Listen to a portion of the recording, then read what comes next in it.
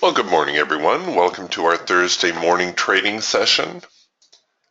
It is Thursday, isn't it? Yes, Thursday.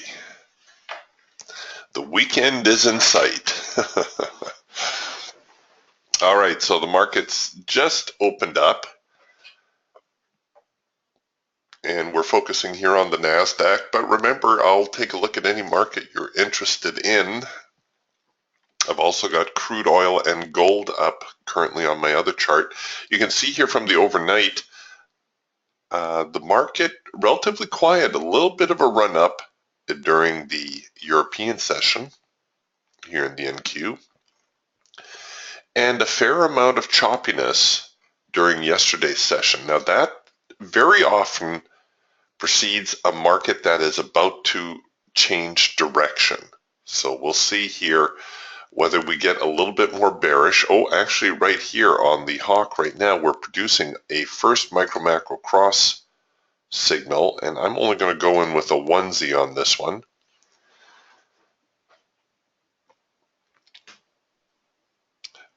Just because it's very early and we haven't had a real good test of the extreme here yet.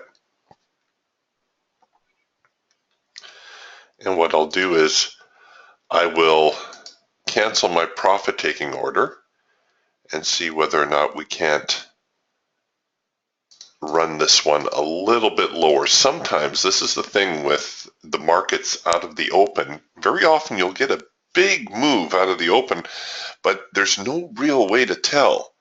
Now I think we could see it retrace back here maybe to the 4700 region again. Where's my median line sitting at? 4711, then 4703. So 4711, that's where our first profit target was.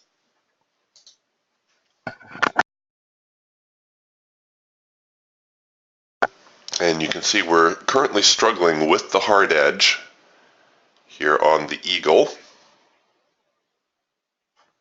working a trend change signal here on the Falcon. Same problem though, no real test of the extreme. We do get a chance at a second push on this entry, and all the second push means is that we're going to enter or try to enter on renewed momentum. And actually they slipped us a little bit there. They slipped us a tick or two on our entry. So we're getting the same kind of look here across our tools now. The Eagle still without that test of the extreme into the hard edge. I do anticipate a little bit of a bounce here, so I'm going to get more aggressive with my stops in a moment. In fact, that probably looks far enough for my hawk trade.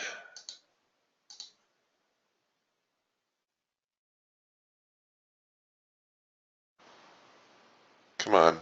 So we would have encountered our profit target. So we were like this, like this. So you see we would have hit our profit objective.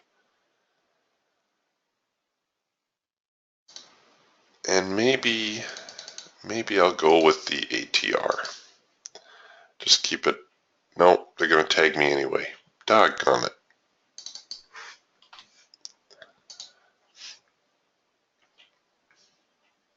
See, this is trying to turn into a macro pullback, and it keeps chasing me. All right, I'll give you the macro pullback, but that's all you're going to get.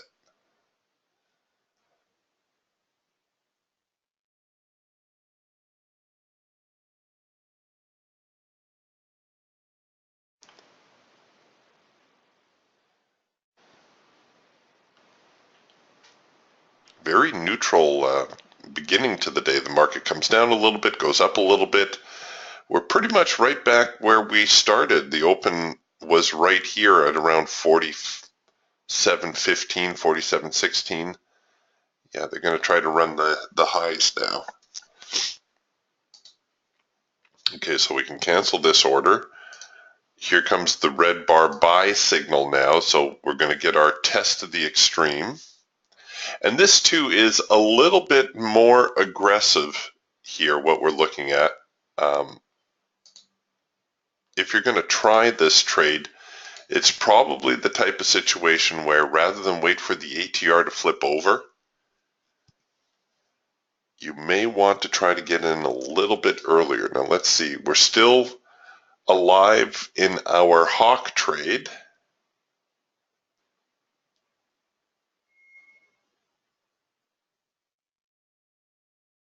And you know that normally I don't like to take conflicting signals. So this is the last chance now for the sellers to get their act together. If they fail at this point, they're very likely going to run the highs, which is why I've opted for the more aggressive stop strategy.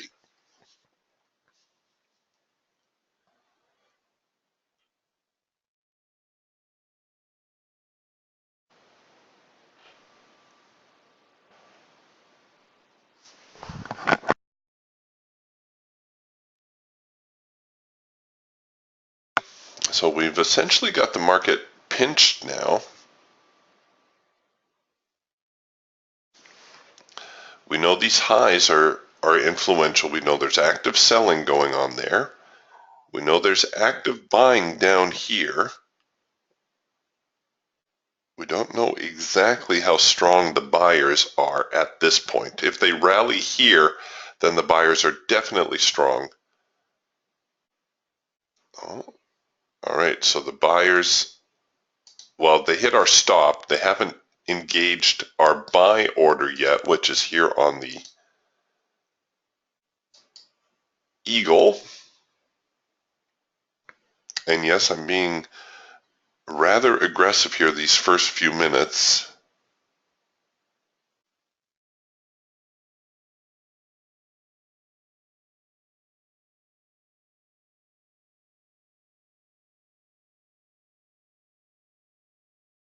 Okay, we're getting corresponding signals now on the Falcon and the Raptor. So, you know, the choice is yours, however you would like to engage this.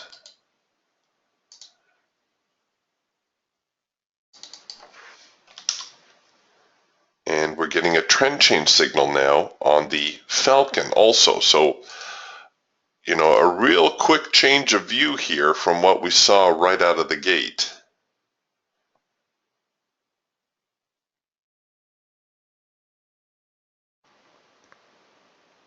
Of course, you don't need to load up like this. It's usually sufficient just to take one or the other. You know, you don't have to go crazy and throw orders in all your birds. Okay, I better get a stop going here on the Raptor.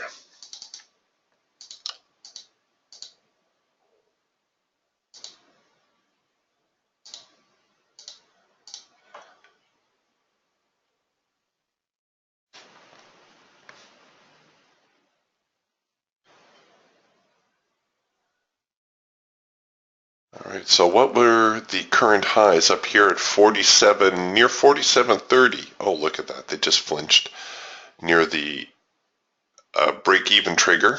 Scoundrels.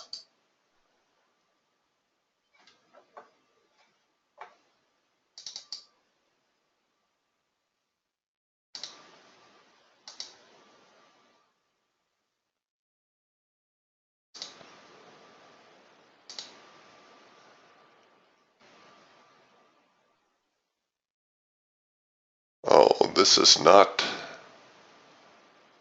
nice. Come on, give me that follow through.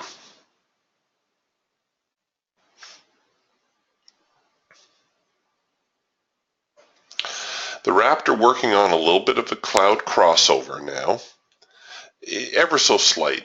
You could consider this a hard edge bounce also, and what I'm going to try to do is I'm going to try to hold my stop down here. I don't want them rolling it rolling up too quickly.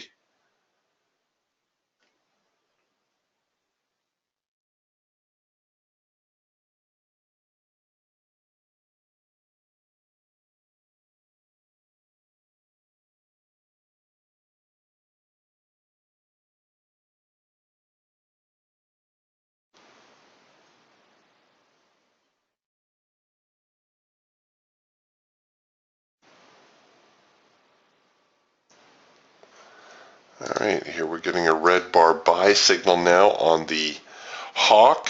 The thing is that this latest move may well be our test of the extreme. As you can see, prices are struggling here, looking to retest the lows.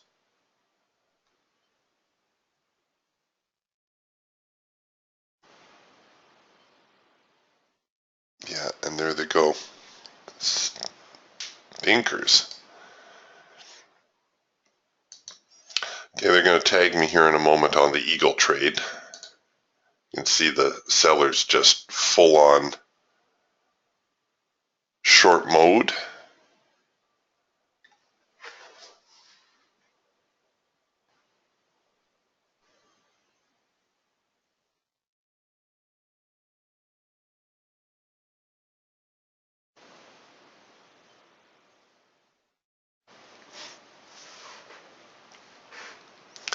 Getting a little bit of buying coming back in, but it's not going to be enough, I don't think.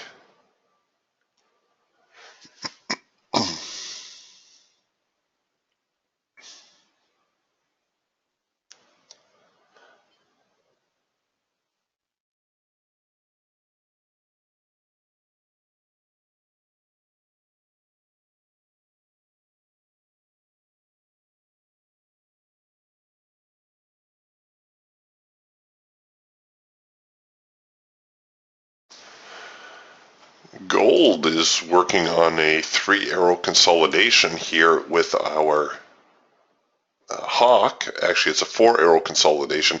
Similar problem though, we don't have a real good test of the extreme here. So if you're going to short this, you're probably going to want to take it below the lows. It looks like that all this reaction is coming to here. Can I risk it up there? Oh, I can. So just in case this engages and turns into a macro pullback, which would resemble the test of the extreme, I wouldn't want to get in there too early. And you can see from the width of these bars, loads of participation here.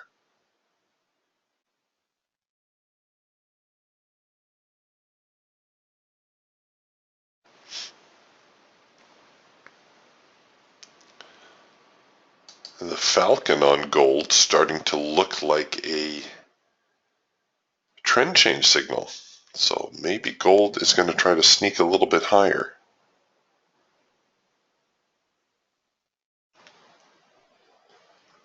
Here's crude oil now on the falcon.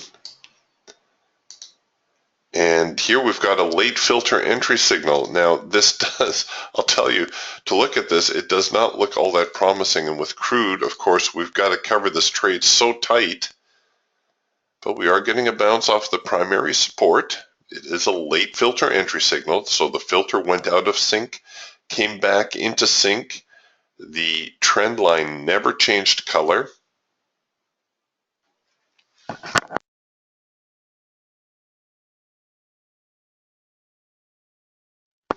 Those are the key components, of course, of your late filter entry signal.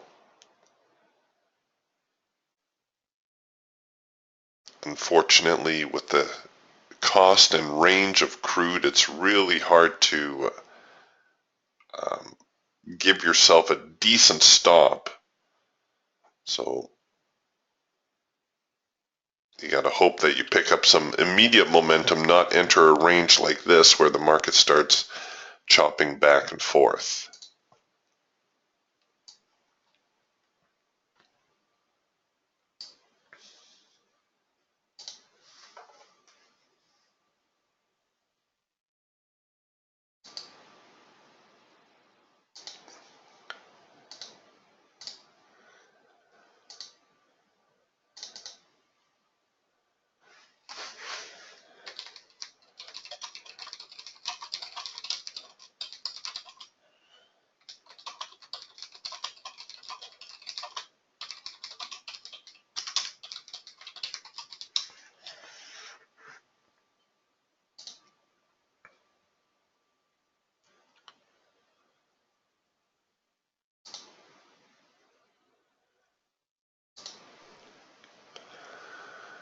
All right, and here they go again. So it looks like we're going to be in a little bit of sideways range. Unfortunately, I got stopped a little prematurely here on the Raptor trade.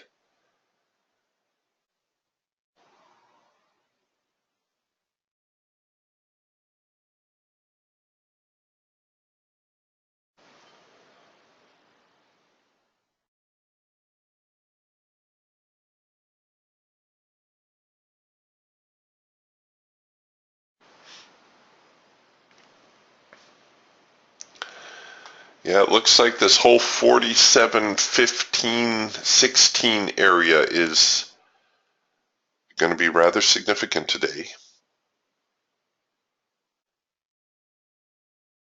It seems to be a pretty popular number. We're right back here again. You can see the yellow bars.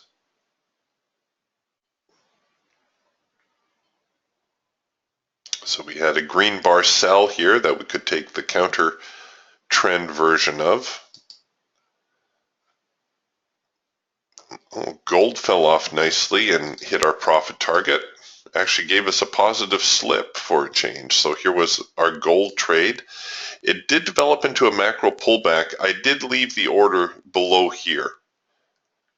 You could have tightened it on the macro pullback, but regardless, nice little move to the downside off that first micro macro cross. I'd have to start bringing gold to the forefront. They're good little market there. Okay, unfortunately, I hate that. Everybody hates that. We took our buy signal here in the Raptor. I believe it was around here. Covered the trade to here. And what did they do? They just came back far enough to tag us. And now they're advancing again. So how do you get away from that? Well, it's really hard, other than recognizing the fact that sometimes the market is going to try to run those stops before bouncing. So I suppose what I should have done is just offered up a little bit more, a couple more ticks at the beginning, like I did with the Eagle. Would have kept me out of harm's way. I can always adjust the stops, right?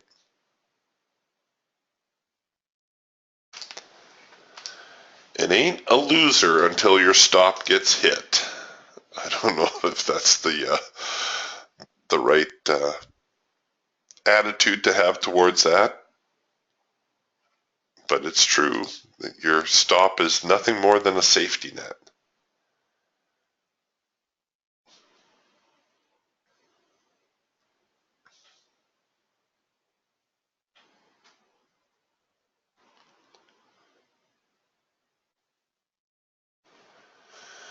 All right, so now we're getting a first micro macro cross. Let's see, we're here at the top end of the trading range. I'm going to cover this way down here, and I'm going to throw a runner up. So if this order engages, I'm going to cancel my profit target.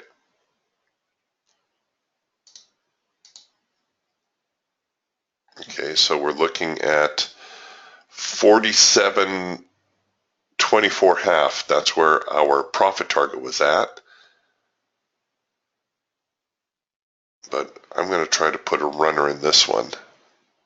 See if we can't get it back up here to 28. They owe me after that last little stink bomb they threw me. Come on, get up there.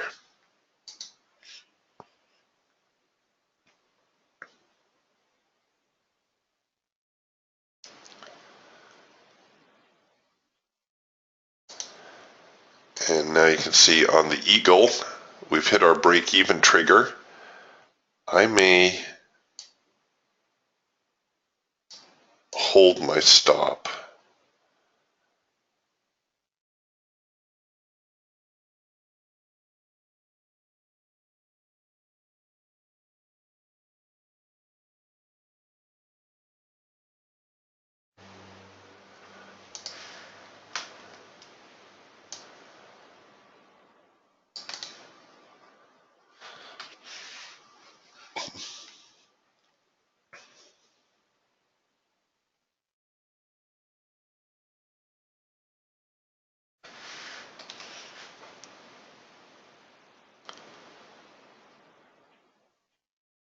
And this is very risky territory where we're trading right now because, of course, this may become our test of the extreme. We may see the market turn over and start heading the other direction.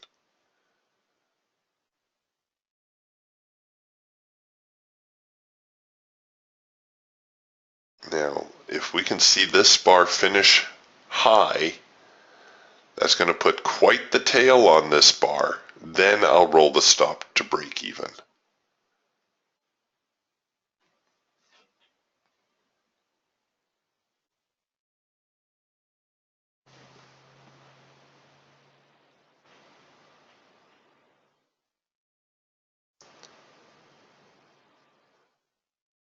Come on, get up there just a little bit.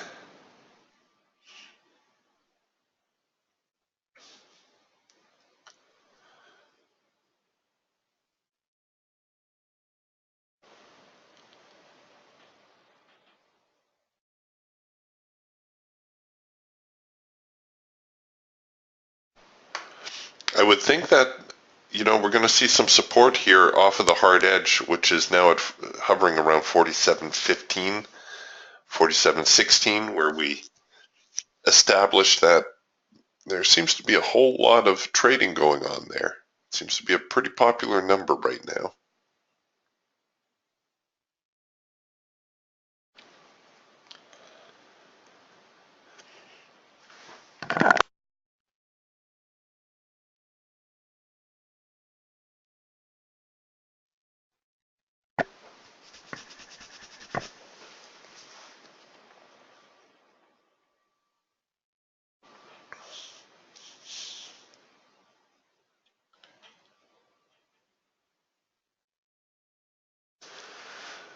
Hey, come on.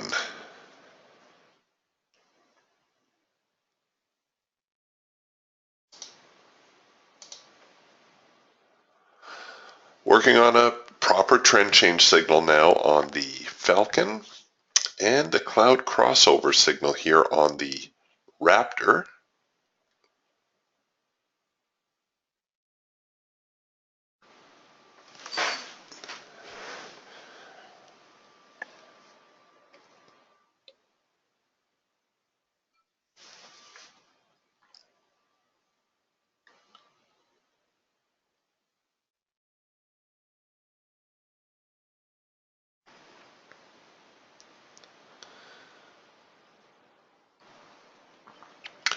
So it looks like the market's sandwiched a little bit between, say, 47.15 and 47.25.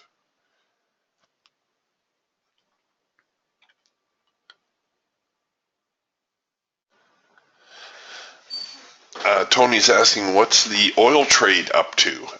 We actually nixed the oil trade because it didn't engage the order. And we produced an early trend change signal to the upside, which I spotted too late. So it looks like gold putting in a little bit of rally here, maybe get up to the median line.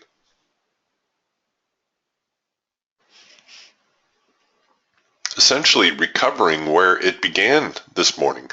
Gold opened up right here, fell off, hesitated, and now the gold market right back to where they started today's session.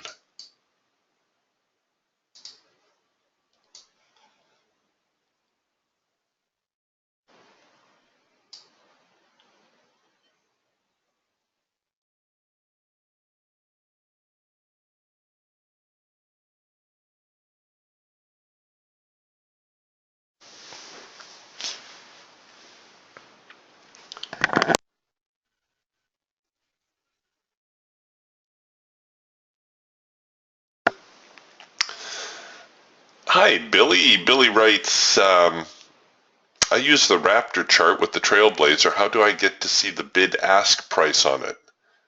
I think I noticed it on some older videos with it on it toward the top. Okay, so here's the Raptor.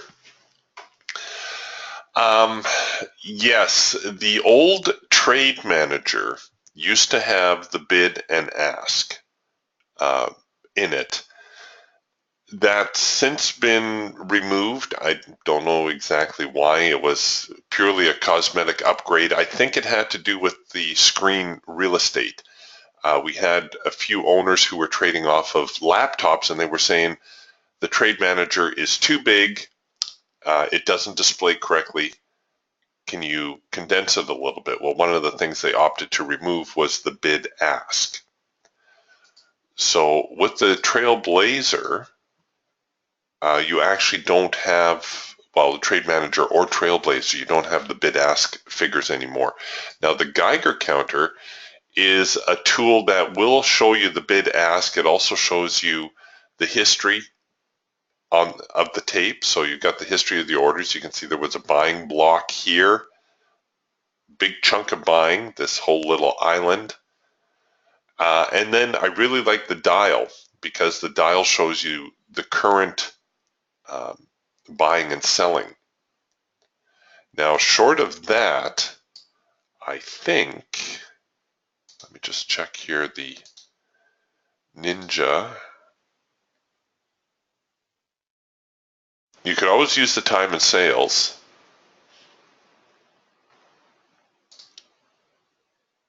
Hold on a sec here. There we go. So you can use the time and sales. Which instrument do we want? The NQ. And so you can see the bid and ask that way. I would probably shrink it up a little bit like this so it's not too distracting. Or, of course, you can always use the dome. And that looks like this.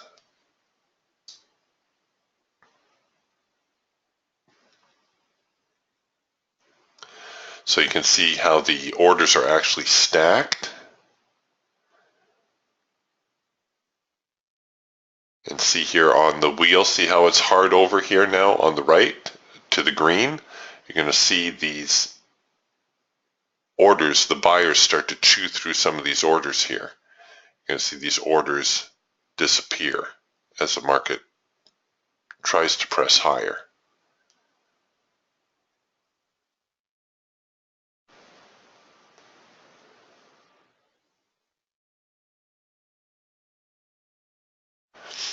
Now, while I have you, Billy, Billy also emailed me about stops, and I'm glad you're here because stops are always a tricky thing.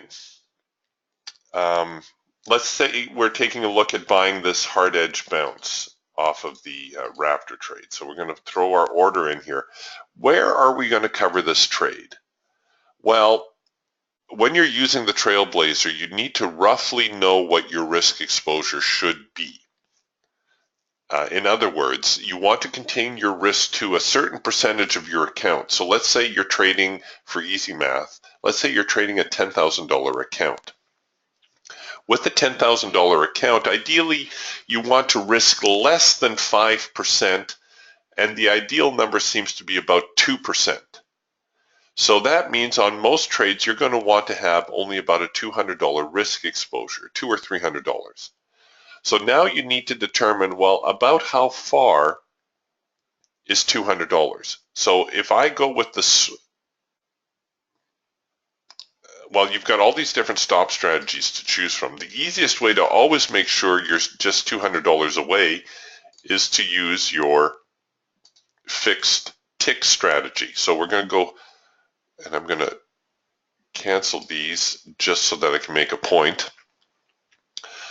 $200 on the NASDAQ is 40. Sorry, my math isn't so good this morning. It's too early. So eight ticks.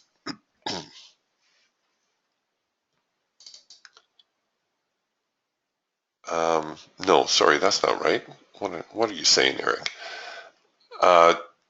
10 ticks, $50. Oh shoot, we don't need to put that much. Okay, so let's go 30 ticks off of the low And let's see what that looks like. Okay, so when you enter your tick value and it appears on the wrong side of the chart, what you want to do is you're going to need to put a negative sign in front of that. And that will reverse it down here. Now you can enable your stop. Now let's just see the dollar amount on that. Yeah, so I got it a little bit too far away. Let's go 20. There we go.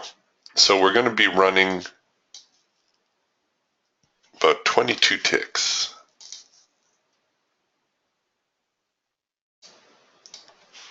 More or less. So this is the easiest way to balance your risk exposure so that you never overextend yourself, is to use the fixed stop strategy. That will automatically put a stop $200 away. That's the maximum that you should expose yourself to. Now this is with, I'm also trading 2 contracts on this. What I could have done is I could have traded a single contract, and I'm sorry, I'm trying really hard not to be confusing here. But if I traded a single contract, I could risk 40 ticks, right? Because 2 contracts at 20 ticks is $200. 1 contract at 40 ticks is going to be $200. But the 40 tick stop loss, which would be approximately down here,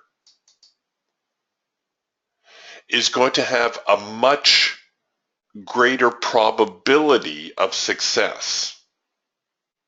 You're going to have a lot more staying power to try to ride out any swings that the market's going to give you. See the width of this bar right here? We know there's a whole lot of buying and selling pressure going on right here. So again, around this 47.27 area. And of course, as we approach the highs. So now you can see the stops, the blue dots are actually moving away because the fixed tick will always keep it, in this case I've set it at 22 ticks, so we'll always keep it 22 ticks away, but it's not going to retreat once you've maximized the upward progression. It's going to hold your stop there, so the market's either going to continue higher or it will stop you out. Otherwise, of course, you would never get stopped out, right? If you were always running a stop lower and lower, your stop would never get hit. Now, that's a very simple way to get in, use a stop strategy that's not going to leave you overexposed. But the best way to place your stops, people are always asking me, what's the best way to place my stops? The best way to place your stops is to use a fundamental area. By a fundamental area, I mean, in the case of an advancing market, we want to cover below a swing low, and ideally as far away as you can afford. And you can see that this morning with the Eagle trade that we had, is we wanted to keep the stop as far away as possible. We began the trade here, right? And I kept my stop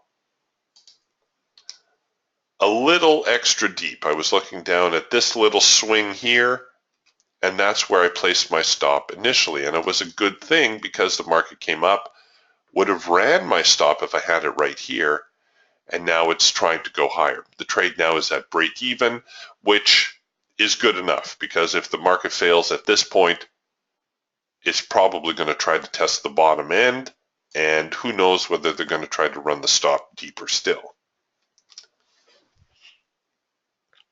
So when you're initiating a trade, you want to keep your stop as far away as possible and yet not overextend your position. So if we had the stop right here initially, and what we'll do is we'll just roll it down there for now to make a point. This is a fundamental area. We're expecting the buyers to step up and buy the market at this point. We're also encountering the hard edge on the Raptor, where we know we tend to get some sort of reaction. Now, you saw from the Eagle example that sometimes the market will dip below there just by a tick or two. So very often I like to give it just a little bit extra room, just in case it makes that little extra deep swing.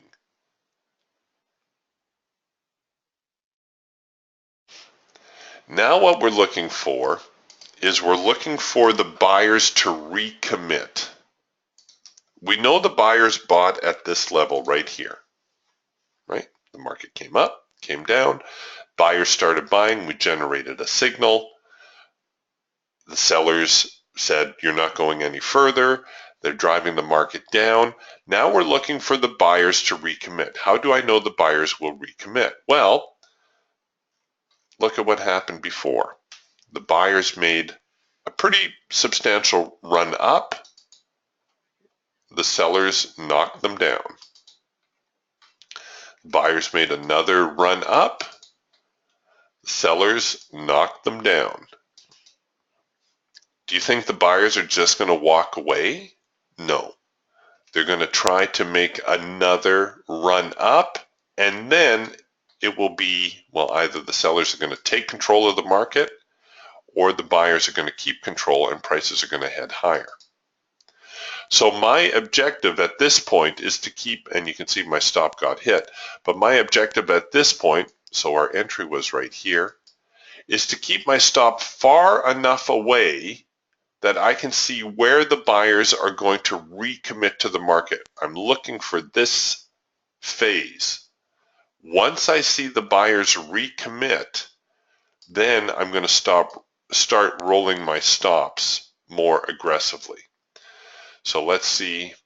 And there will be times, I'll warn you, there will be times that the buyers won't show up.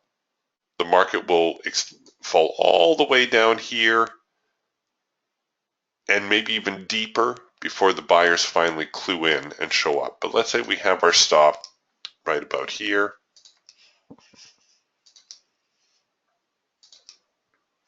Okay, so now we're looking for the buyers to recommit to the market.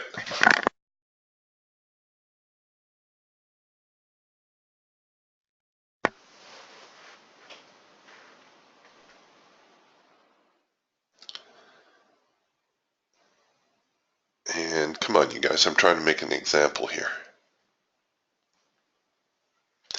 Getting some buying pressure, getting some selling pressure, sellers chewing through it here. Oh, we're going to see a move lower.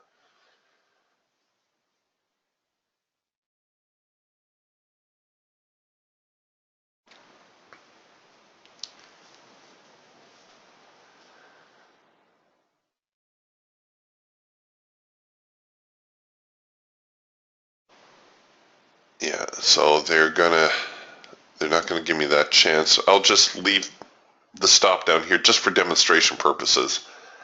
I have a feeling they're going to go right back here to 47.08.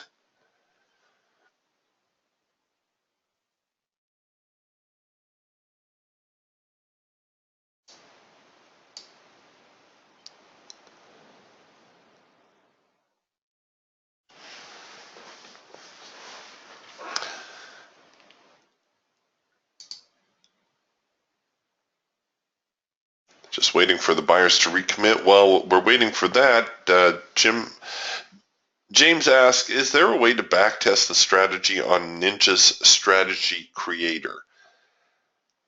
I don't know about Ninja's strategy creator, but I do know that Indicator Warehouse has a tool called the Profit Finder, which is an exceptional backtesting tool.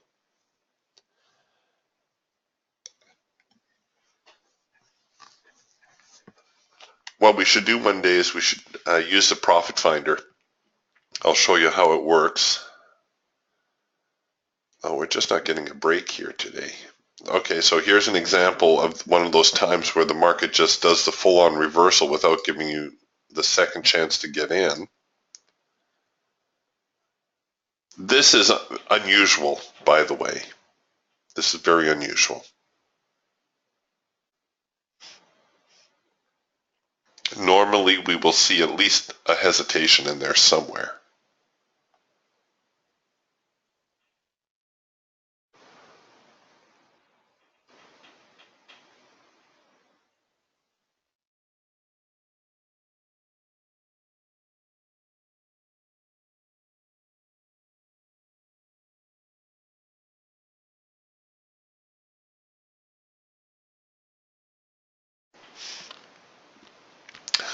All right, well, I'm going to have to show you another example because this one just not cooperating today. What I'm looking for is for the buyers to show up, and then I would start rolling my stop with the buyers. And if the market ever got this deep on me and I was still in the trade, okay, well, here the buyers finally show up. My point now, or my objective now, would be break even or to minimize my risk exposure.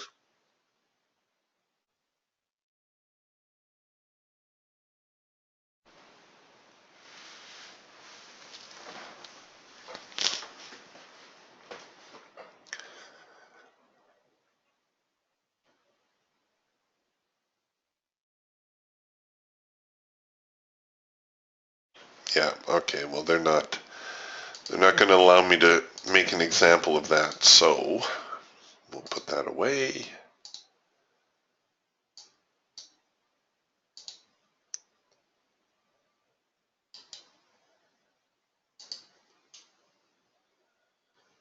I think I deleted one of my tools.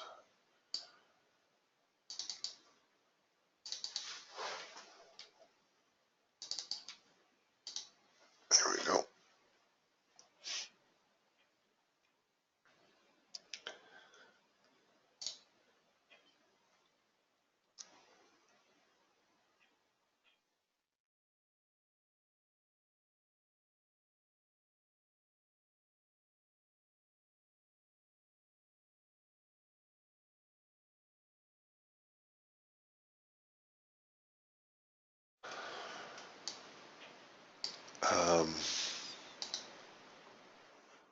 Okay, well, we just had the big reversal there, so we're going to give it a moment here.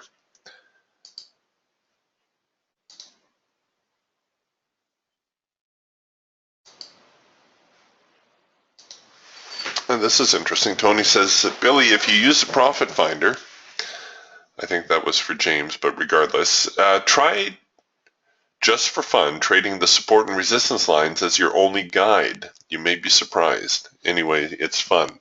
So that's a comment from Tony. And Mark says he'd be up for the Profit Finder demo. He says, I just purchased it and I'm finding the demo videos dated. All right, we'll make a point of doing that then. We'll work through the Profit Finder. I'm kind of due to retweak some of my settings anyhow. So here we are with the support and resistance suite. We just bounced off of the secondary resistance line, pulled all the way back here to the primary support. That was huge without any reaction in there.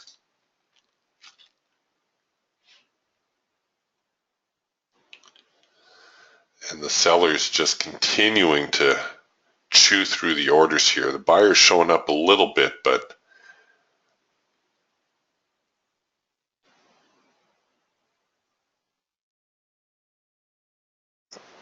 a big sell-off.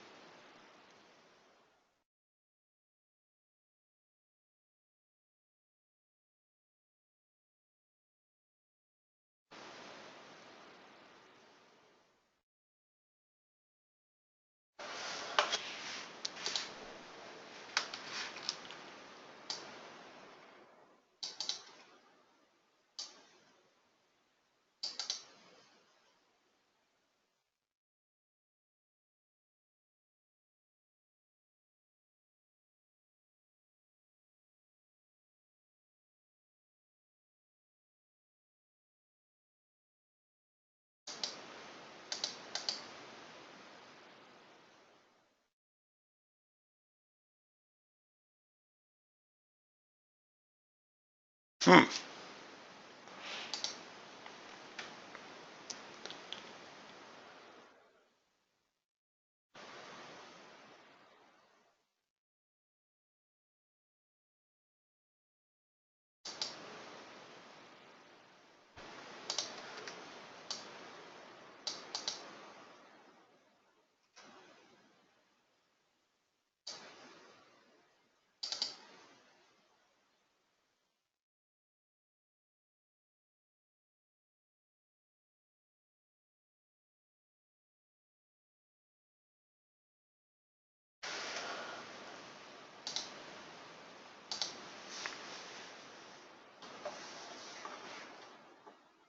Um, James is asking what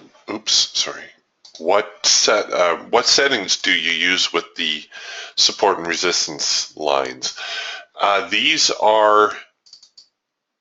There's nothing really to set on the support and resistance suite.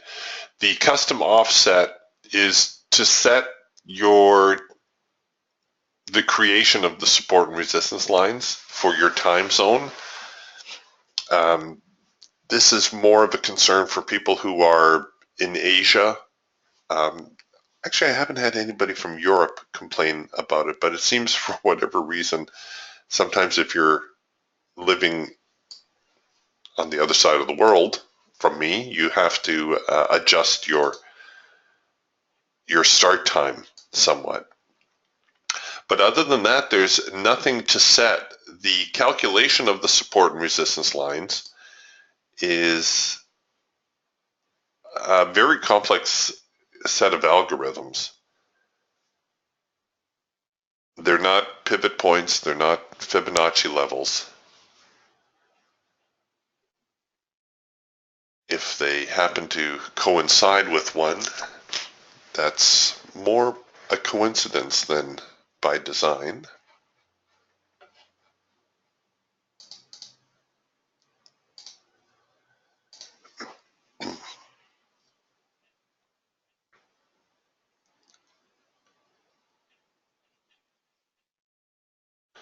James says, sometimes I get a red X on my chart with the support and resistance suite.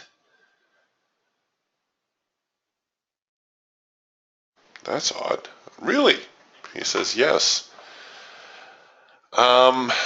About the only thing I can think is they are data sensitive, so you do need to set at least 10 days of data, I believe is the minimum that we set.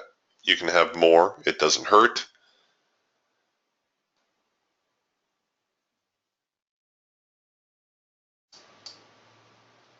Okay, market definitely in a nosedive right now. We're back at 46.90, I believe, were yesterday's lows.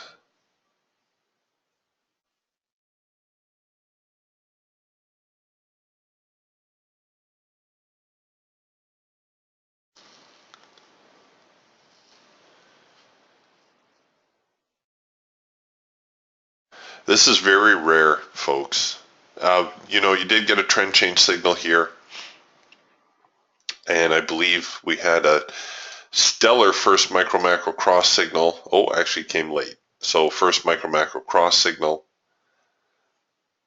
But this is very, very unusual to see the market just make a straight move lower like that.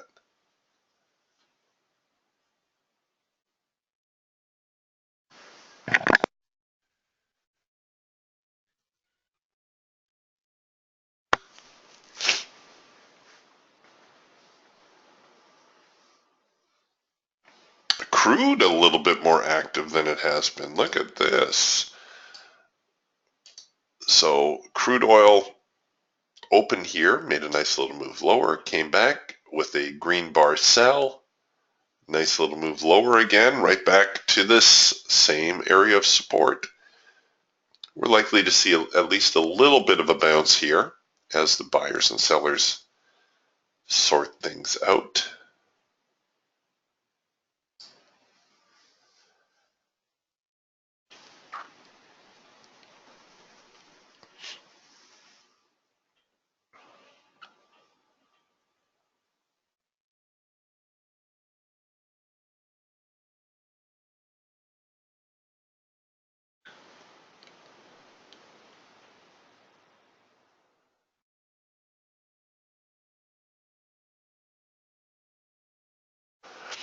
All right, well, we're just kind of on hold now until we get a half-decent setup. Ideally, a retracement into the hard edge, a hard edge bounce off of 4709, 4706, somewhere in that neighborhood would be welcome. If we get an early trend change signal, well, actually, here's something. Now, I'm not recommending this, but we're going to try it. We've got a double dot signal. It's actually developed into a triple dot. This is our counter trend signal on the Falcon. I don't focus on this very much because honestly, I don't want you looking at counter trend opportunities. But this is probably not a bad counter trend trade. Why? Well, because we've broken through support, right? We've had zero test of the extreme. We're getting double dot signals, and these are occurring at yesterday's lows, and the market made a pretty decent bounce off yesterday's lows. So I'm going to forecast that that's where the entry is going to come. There it is. There's my hash mark. The nice thing about this trade is I can cover it very, very tight, right? Now don't forget the risk amount doesn't change. This may be the type of trade where, because it's counter trend, you actually want to dial down your risk amount a little bit. And I suppose what I should have done is I could have split my profit target to try to take profit here around this 4708 area, which is going to be our retest, right? So the market came down, broke out. We're now looking for a retest before possibly heading lower again.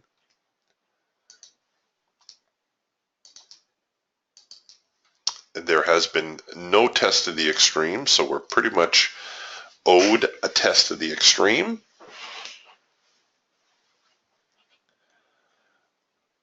But I'm able to cover the trade here below this swing low. And like I said, this whole 4690 region coincides with yesterday's lows.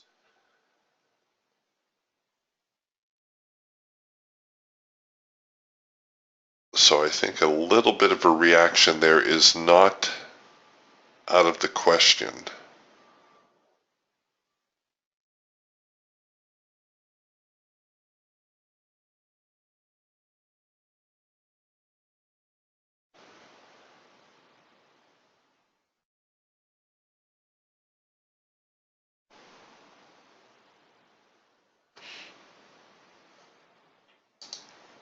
What's the Geiger counter doing? Oh, I want to see this dial turn full on over to the green side. I'm not really getting it right now. Ooh, this may actually turn into a late filter entry signal, which is pretty bearish.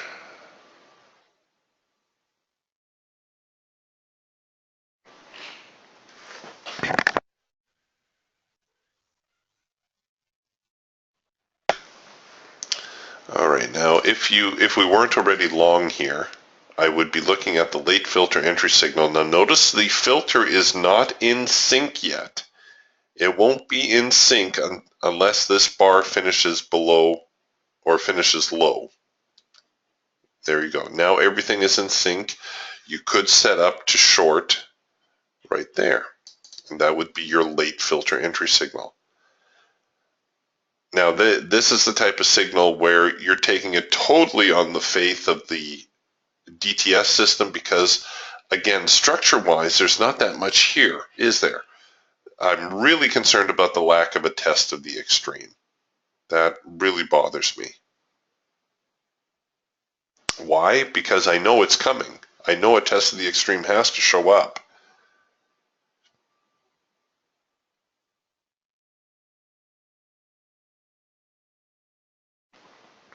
And yet, DTS is going to show me that it's right and I'm wrong.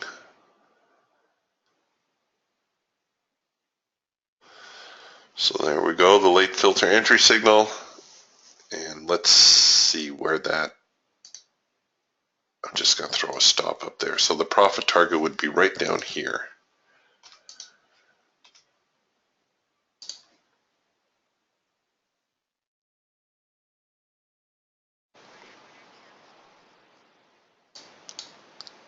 So we'll see now if the late filter entry signal manages to find the profit objective.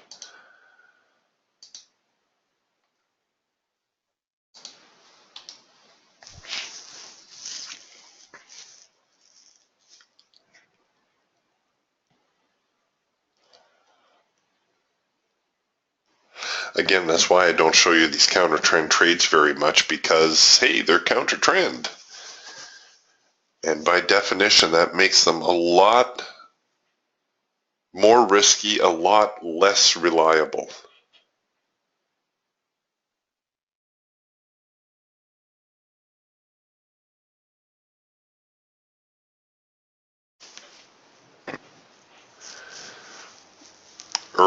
Very early on in my trading career, someone told me, you trade the trend until your teeth hurt, until you can't stand it anymore, and then you trade the trend some more. See, there you go. DTS, once again, showing that it is smarter than your average fifth grader. It's smarter than your average trading room moderator.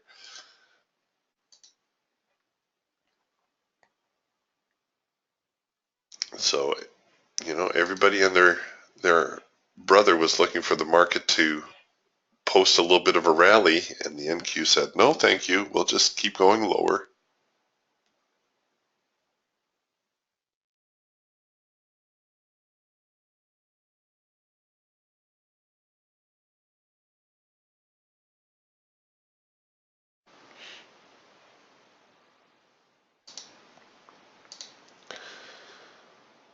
All right, so we'll throw that back up on the shelf. The Geiger, I should have shown you the Geiger counter when we hit that resistance, or pardon me, support level. You would have seen the Geiger counter go full on red like this on the dial. See right here? That's what led to the breakout lower. That little island of selling right there. The buyers couldn't offset it. You see how the histogram is very heavy to the short side, not very heavy on the green side. The buyers could not absorb all that, and the market ended up going lower.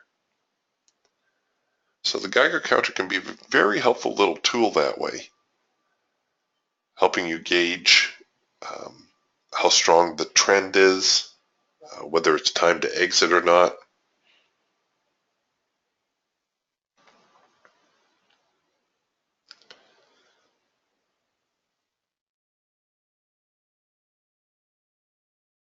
And the Geiger counter, of course, can be used on any of the tools. I just happen to have it here on the Raptor. But you can put it on any tool you like.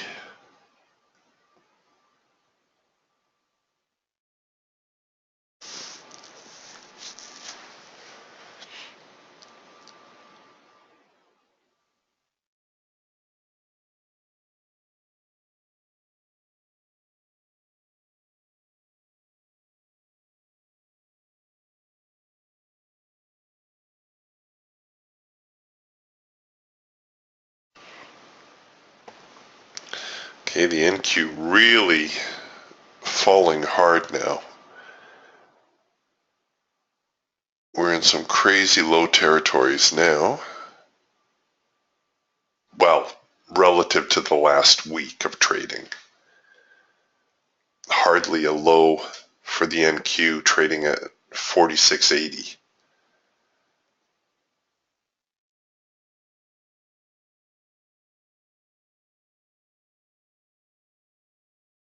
Wow, look at the Geiger counter just chewing through those orders. Oh, the buyer's getting a little stronger, though. I think we might see some support here in a moment. Or maybe not. My goodness, that thing is just whipping back and forth.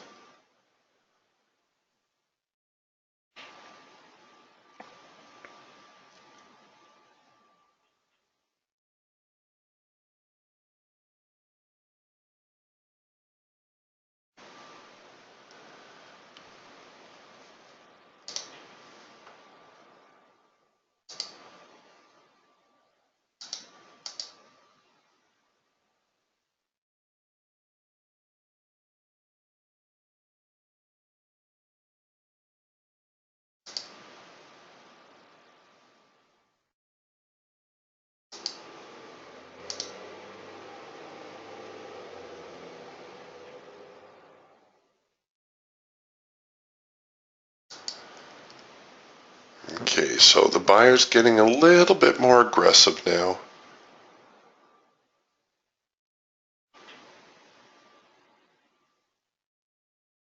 Could be some profit taking.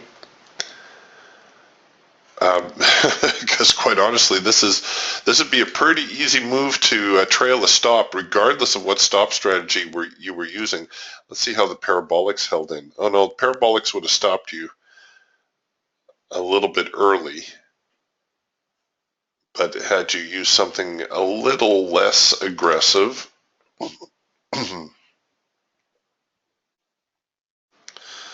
yeah, the super trend would have held you in there for the better part of the move. It just would have been stopped right now.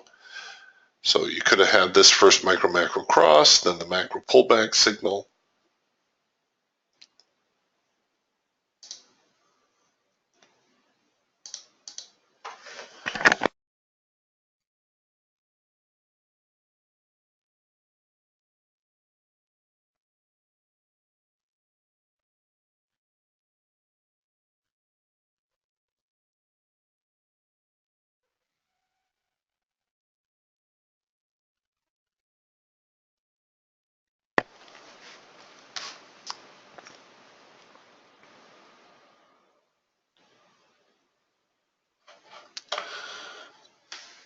All right.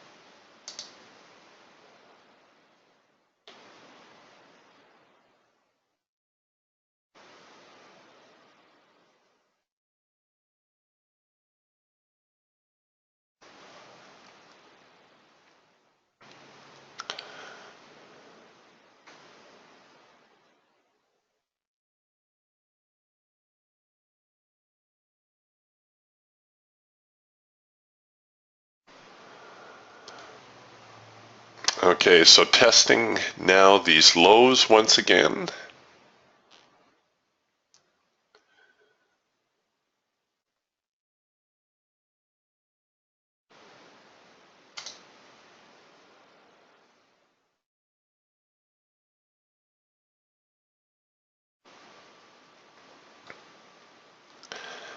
And we may finally see a retracement here back to the hard edge.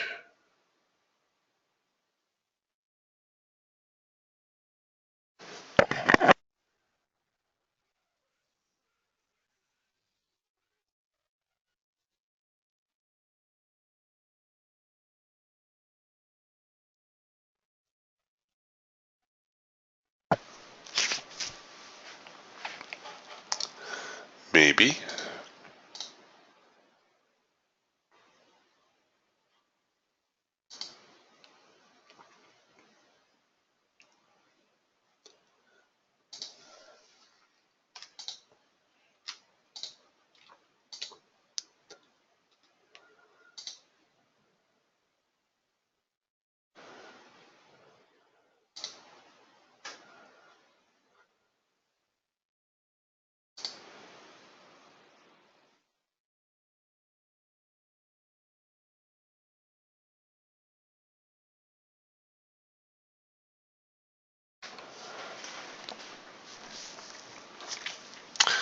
All right, a macro pullback signal. Possible early trend change signal here on the Falcon. We'll see if we get a soft edge buy here on the Raptor. I'm not fond of going counter trend, but we could be sitting on our hands for a little while.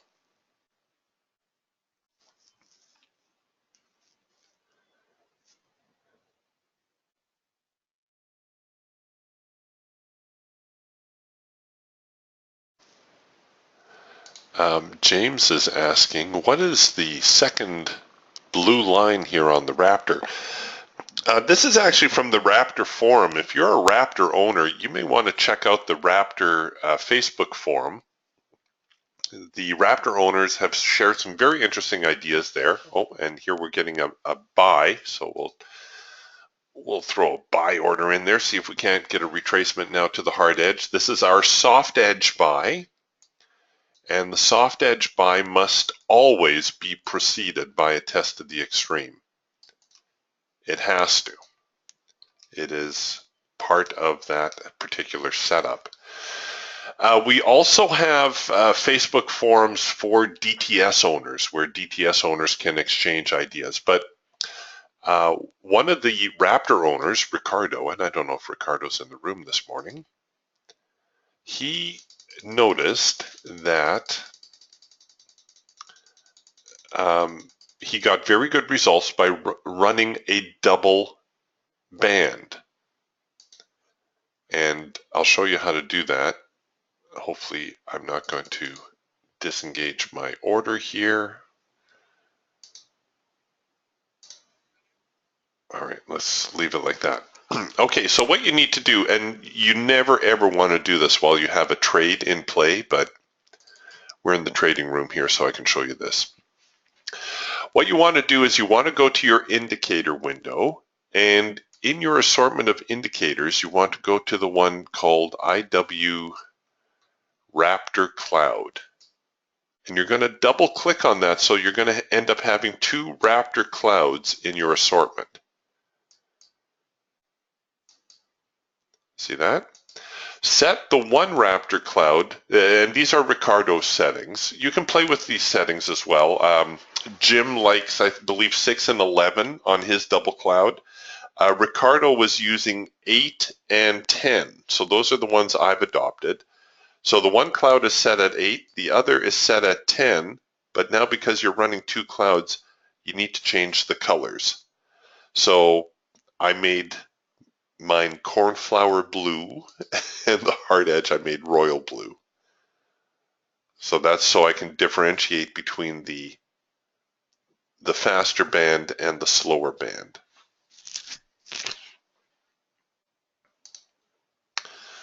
And of course, here we are trying to buy into a downtrending market.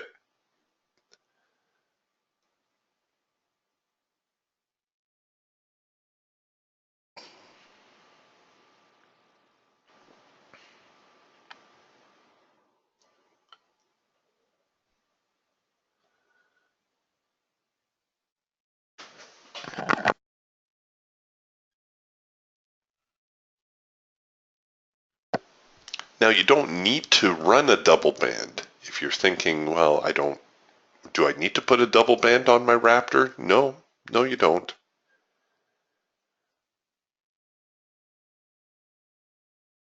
Ricardo's logic behind it was it gave him a better view of the hard edge bounce. Because sometimes, like here, the market would fudge the bounce line and go to the second line before reacting. In an instance like this, it looks like we almost need a third.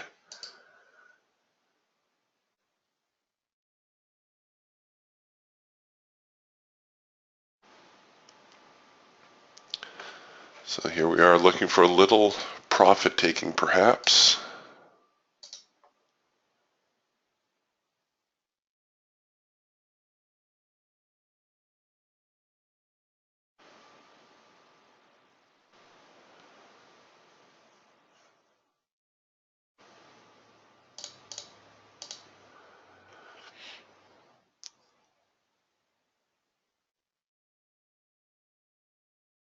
Let's see if those lows hold. If the buyers dig in or not. Right now the buyers aren't doing very much. There, that's a little bit more aggressive. We really need to see them hold the wheel here to, oh no, there go the sellers. Sellers are all over this market today.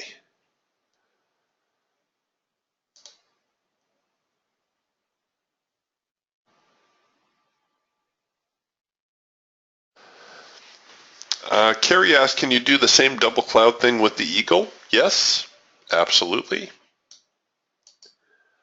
You can put as many clouds on as you like, really.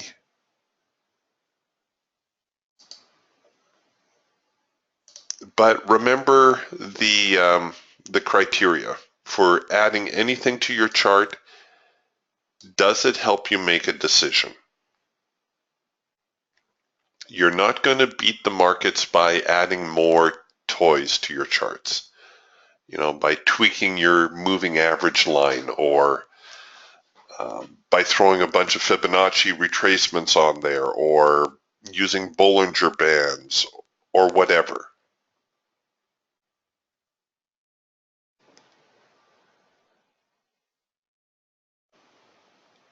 You're only going to beat the market by being able to first make a decision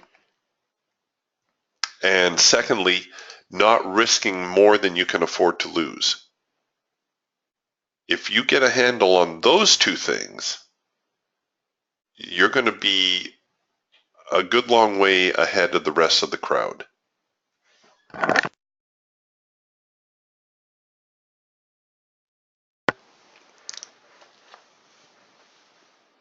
You need to be able to look at your chart. You need to be able to say, this is where I'm going to buy. This is where I'm going to sell.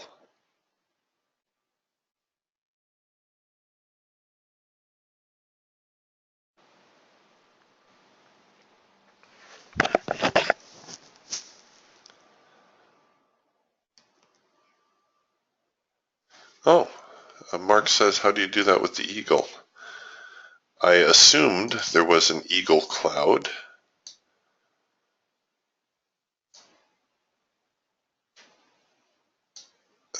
Eagle filter. Oh, no, you're right. Oh, no, there's one there, eagle cloud.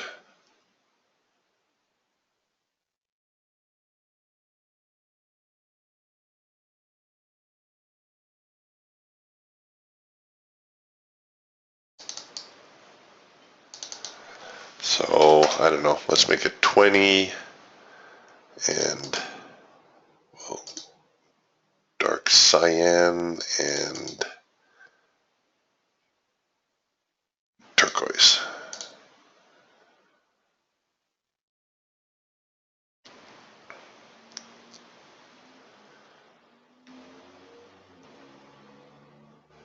Oh, did I break something? Nope, there it is.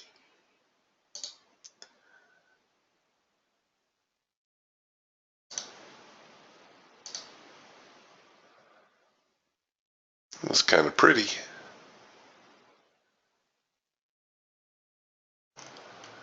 And I just made up these numbers, right? There's nothing special about these numbers. But if you wanted to run a double cloud on your eagle, that's what it would look like. That's kind of cool, actually.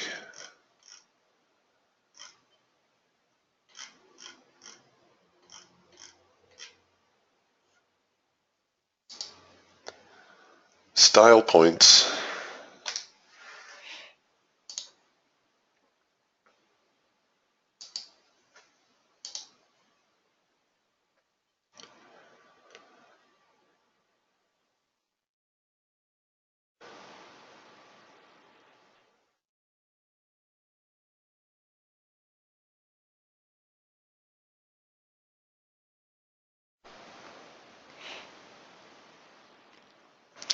We're introducing a few more yellow bars here in the hawk now.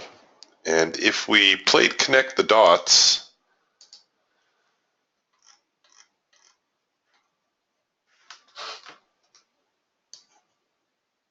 I think we would see that the momentum is slowing a little bit.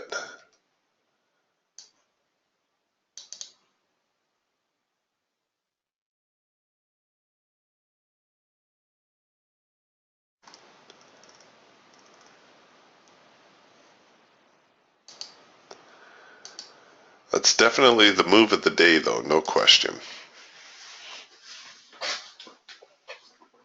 A lot of buying going on down here. You see the width of these bars?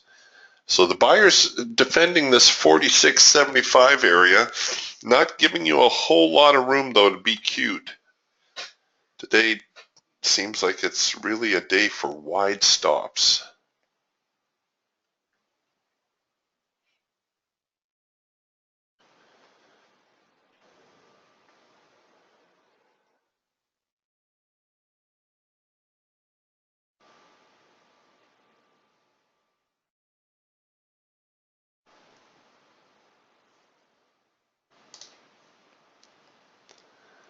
We'll see if we get a green bar sell here that we can try to buy, or perhaps a trend change signal.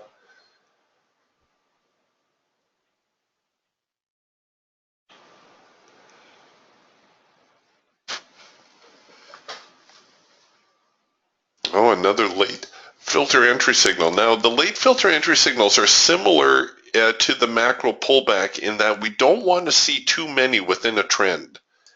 I'll throw this one on here just to make the market reverse and go higher. It's a little inside joke.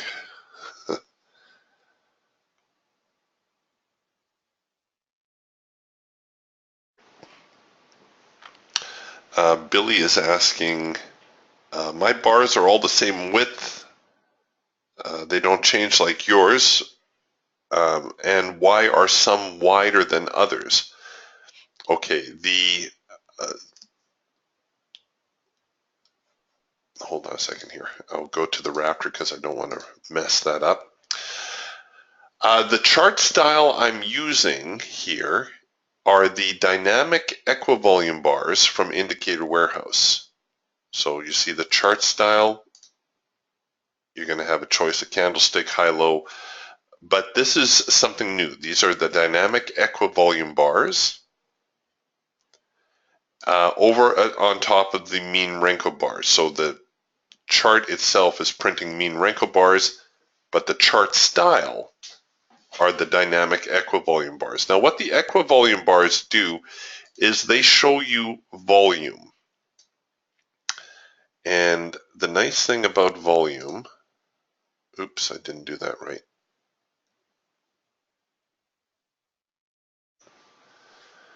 Let me try that again.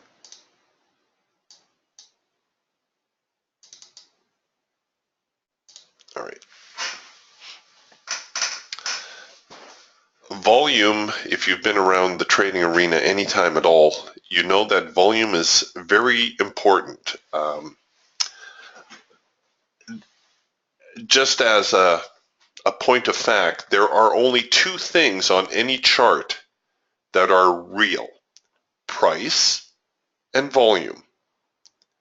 Everything else is a derivative of price and volume, whether it be a moving average line, whether it be a Fibonacci retracement, whether it be a Bollinger Band or an RSI or a MACD or whatever. They are all derivatives of price and volume. The logic behind following volume is that volume tends to confirm what happens on your chart price-wise, and sometimes it precedes what will happen on your chart. The problem with following volume is that it's very difficult to interpret. You get all these spikes, these histograms here.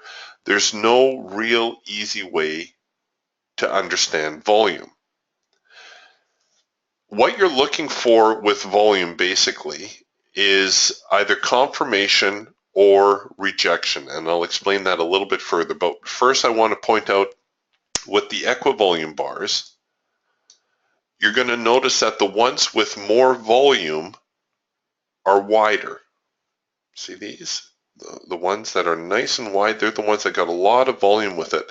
And the ones that are narrow have very little volume with it. See how thin these are? So the equivolume bars are a very simple graphical representation of volume on your chart. Now, I mentioned that the volume tends to show either acceptance or rejection. So what you're looking for with volume is you're looking for, like for instance here on this breakout back here. these breakout bars were relatively wide. That shows you that there was a lot of participation on this particular bar. Now, once the trend is underway, the bars will tend to be very thin because there's not a lot of resistance to the selling. When the bars start to get wider again, that shows you again a more market participation, and that this is going to be an area of influence or an area of interest. If you take a look at your chart, anytime the market has turned, there will always be large volume associated with it, whether you're using the dynamic equivolume bars or whether you're using a typical volume graph. You're always going to see a lot of volume whenever the market turns. And that's even at minor turns like this one here. Major turns, definitely. I can tell you right now, this was a very large volume area. Okay, so now the market has come down. We're getting a little bit more volume here. And you see it was kind of confirmed right here. So prices came down. They found support. They bounced up a little bit. Bars got a little wider again, came down, found support again, but the buying was confirmed. See how this bar is getting a little bit of width to it?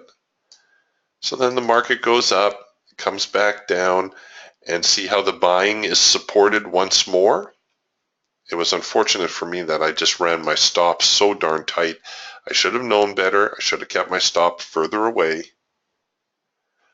But this is telling me that the buyers are really starting to support this whole 46.75 area.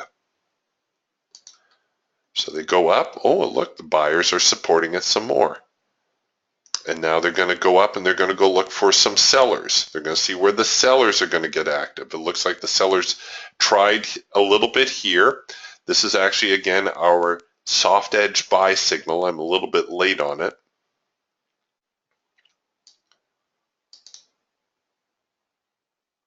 So we would be looking for a retracement to the hard edge. But very often when we get these bottoms finally coming in, we may get a little bit more of a retracement.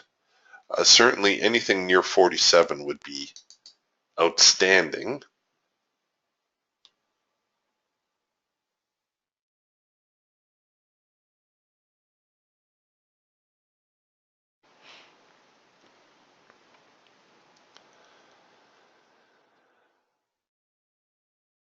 Now, some of these things, if you're interested, like the Geiger counter or the equivolume bars, those are all add-ons. You know, if you're a DTS owner, very often Adam will have some sort of little package deal or something for you.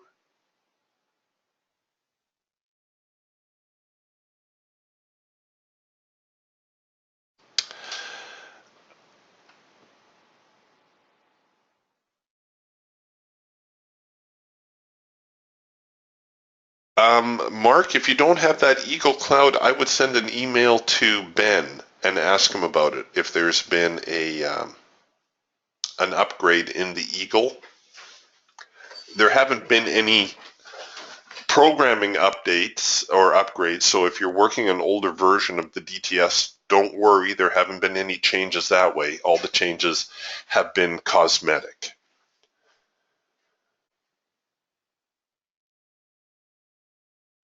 James is asking, is an 8-tick brick on the mean Renko bar the same as an 8-tick brick on the vanilla Renko bar? No, not at all.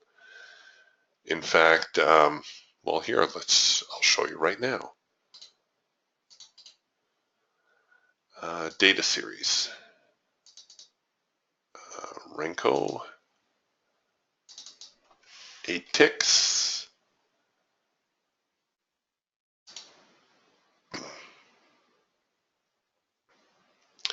The mean Renko bars actually take the best of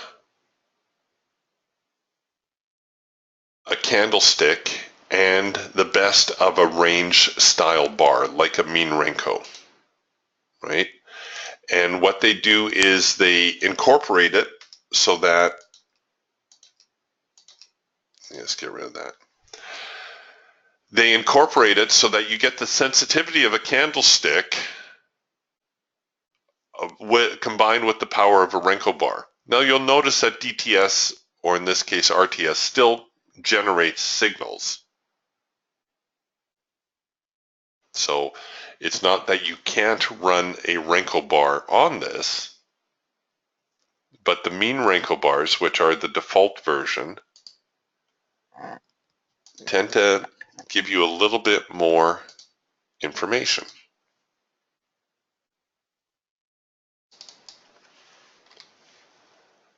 And people are always asking about the brick size. I tend to go with the default brick size for almost all the markets. The big exception is the E-mini S&P. With the E-mini, you're going to have to dial down your brick size to 4 ticks. That is our alternate size. But people ask, can I use a 5-tick Renko, mean Renko? Absolutely. You're going to generate a few more signals, and that's not necessarily a bad thing.